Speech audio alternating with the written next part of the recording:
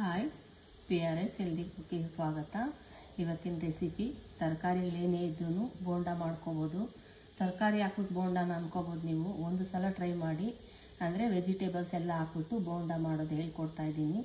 ಏನಪ್ಪ ಇದು ತರಕಾರಿ ಹಾಕ್ಬಿಟ್ಟು ಬೋಂಡ ಮಾಡ್ತಾರೆ ಅನ್ಕೋಬೋದು. ಒಂದು ಸಲ ಟ್ರೈ ಮಾಡಿ, ನೀವೇ ವಾವ್ ಅಂತೀರ, ಆ ಥರ ಬರುತ್ತೆ. ತರಕಾರಿ ಎಲ್ಲ ಹಾಕ್ಬಿಟ್ಟು ಬೋಂಡ ಮಾಡಿದ್ರೆ ಹೇಗೆ ಮಾಡೋದಂತ ತೋರಿಸ್ಕೊಡ್ತೀನಿ. ಇದಕ್ಕೆ ಬೇಕಾಗಿರೋಂಥ ಐಟಮ್ಸು ಏನೇನು ಬೇಕಂತ ಇಟ್ಟಿದ್ದೀನಿ, ನೋಡ್ಕೊಳ್ಳಿ.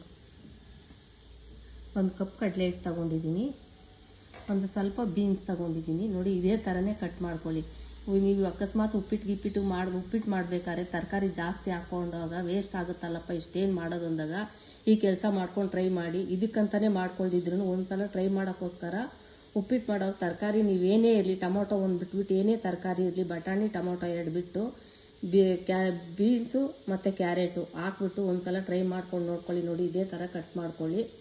ಕ್ಯಾರೆಟು, ಈರುಳ್ಳಿ ಇದೇ ಥರನೇ ನಾನು ಯಾವ ಥರ ಕಟ್ ಮಾಡ್ಕೊಂಡಿದ್ದೀನಿ ಅದೇ ಥರನೇ ಕಟ್ ಮಾಡ್ಕೊಳ್ಳಿ.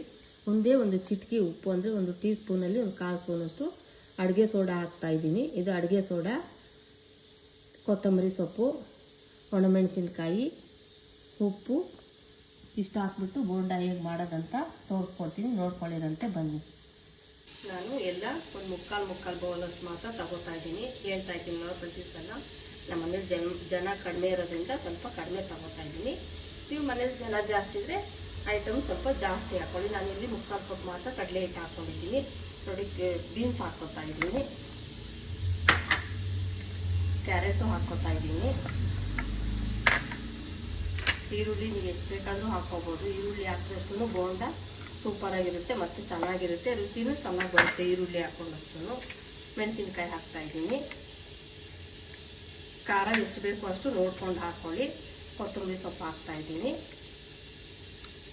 ನೋಡಿ, ಸ್ವಲ್ಪ ಒಂದೇ ಒಂದು ಚಿಟಿಕೆ ಅಡುಗೆ ಸೋಡಾ ಹಾಕ್ತಾ ಇದ್ದೀನಿ. ಸ್ವಲ್ಪ ಹಾಕ್ಕೊಳ್ಳಿ, ಇಲ್ಲಾಂದರೆ ತುಂಬ ಎಣ್ಣೆ ಕುಡಿದ್ಬಿಡುತ್ತೆ. ಬೋಂಡನೂ ಹೆಲ್ತ್ಗೆ ಚೆನ್ನಾಗಿರಲ್ಲ, ಹೆವಿ ಎಣ್ಣೆ ಕುಡಿದ್ರೆ. ಹಂಗಾಗಿ ಸ್ವಲ್ಪ ಹಾಕ್ಕೊಳ್ಳಿ, ಒಂದು ಚಿಟಿಕೆ ಹಾಕ್ತಾ ಇದ್ದೀನಿ. ನೋಡ್ಕೊಳ್ಳಿ ಅಡುಗೆ ಸೋಡಾನ. ಮತ್ತು ಅಂದಾದ್ಮೇಲೆ ಉಪ್ಪು ಹಾಕ್ತಾ ಇದ್ದೀನಿ. ನೀವು ಸ್ಪೂನಲ್ಲಿ ಹಾಕ್ಕೊಳ್ಳೋಂಗಿದ್ರೆ ಹಾಕ್ಕೊಳ್ಳಿ. ನೋಡಿ, ಎಷ್ಟು ಬೇಕೋ ಅಷ್ಟು ರುಚಿಗೆ ಉಪ್ಪು ಹಾಕ್ಕೊಂಡ್ಬಿಟ್ಟು ನೀರು ಹಾಕ್ಕೊಂಡು ಚೆನ್ನಾಗಿ ಫಸ್ಟ್ ಈ ಥರ ಎಲ್ಲ ಮಿಕ್ಸ್ ಮಾಡ್ಕೊಂಡ್ಬಿಡಿ. ಮಿಕ್ಸ್ ಮಾಡ್ಕೊಂಡು ಲಾಸ್ಟಲ್ಲಿ ಉಂಡೆ ಇದ್ದರೆ ಕಡಲೆ ಹಿಟ್ಟು ಫಸ್ಟ್ ಎಲ್ಲ ಈ ಥರ ಪೌಡ್ರ್ ಮಾಡ್ಕೊಂಡ್ಬಿಡಿ.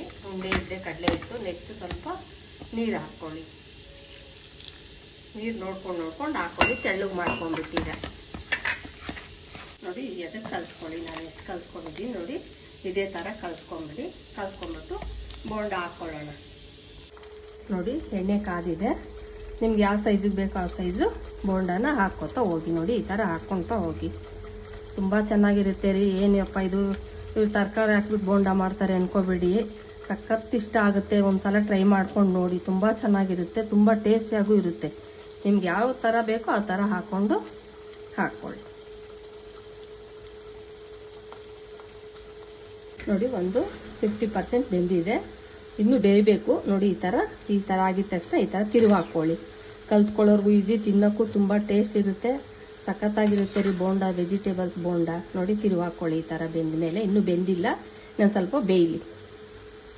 ನೋಡಿ, ಫುಲ್ ಬೆಂದಿದೆ ಬೋಂಡ. ಈ ಥರ ಬ್ರೌನ್ ಕಲರ್ಗೆ ಬರಲಿ. ನೋಡಿ, ಕರೆಕ್ಟಾಗಿ ಬೆಂದಿದೆ. ಇಲ್ಲಾಂದರೆ ಒಳಗಡೆ ಹಿಟ್ಟೇ ಇರುತ್ತೆ. ನಾನು ಸ್ವಲ್ಪ ಸೋಡಾ ಹಾಕೋದ್ರಿಂದ ಒಳಗಡೆ ಹಿಟ್ಟೇನಿರಲ್ಲ, ತುಂಬ ಚೆನ್ನಾಗಿ ಬೆಂದಿರುತ್ತೆ. ನೋಡಿ, ಸಾಕು, ತಕ್ಕೊಂಬಿಡಿ. ಇಷ್ಟು ಬೆಂದಿದ ತಕ್ಷಣ ತಕ್ಕೊಂಬಿಡಿ. ನೋಡಿ, ಬಿಸಿ ತರಕಾರಿ ಬೋಂಡ ಅಥವಾ ವೆಜಿಟೇಬಲ್ಸ್ ಬೋಂಡ ರೆಡಿ ಆಗಿದೆ. ಸಖತ್ತಾಗಿರುತ್ತೆ, ತುಂಬ ಚೆನ್ನಾಗಿರುತ್ತೆ. ನೀವು ಇದಕ್ಕೆ ಬೇಕಂದ್ರೆ ಇನ್ನೊಂದು ಹೇಳೋದು ಮರ್ತೋದೆ, ಸಬ್ಬಾಕ್ಷಿ ಸೊಪ್ಪಿದ್ರೆ ನಾನು ಹೇಳ್ತೀನಲ್ಲ, ನಮ್ಮ ಮನೇಲಿ ನನ್ನ ಮಗನ ಸಬ್ಬಾಕ್ಷಿ ಸೊಪ್ಪು ಹಾಕಿದ್ರೆ ತಿನ್ನಲ್ಲ. ನೀವು ಸಬ್ಬಾಕ್ಷಿ ಸೊಪ್ಪಿದ್ರು ಹಾಕೊಂಡ್ಬಿಟ್ರೆ ಇನ್ನೂ ಚೆನ್ನಾಗಿರುತ್ತೆ, ಇನ್ನೂ ಟೇಸ್ಟ್ ಬರುತ್ತೆ, ಸಖತ್ತಾಗಿರುತ್ತೆ. ನಮಗೆಲ್ಲ ಇಷ್ಟ ಆಗಿದೆ, ನಿಮಗೂ ಇಷ್ಟ ಆಗುತ್ತೆ ಅಂದ್ಬಿಟ್ಟು ಮಾಡಿ ತೋರಿಸ್ತಾ ಇದ್ದೀನಿ. ನೀವು ಒಂದ್ಸಲ ಟ್ರೈ ಮಾಡಿ ನೋಡ್ಕೊಂಡು ತಿನ್ಬಿಟ್ಟು ಹೇಗಿತ್ತು ಅಂತ ಹೇಳಿ ಲೈಕ್ ಮಾಡಿ, ಶೇರ್ ಮಾಡಿ, ಸಬ್ಸ್ಕ್ರೈಬ್ ಆಗೋದು ಮರಿಬೇಡಿ. ಸಬ್ಸ್ಕ್ರೈಬ್ ಆಗಿ ಸಪೋರ್ಟ್ ಮಾಡಿ. Okay, bye, thank you.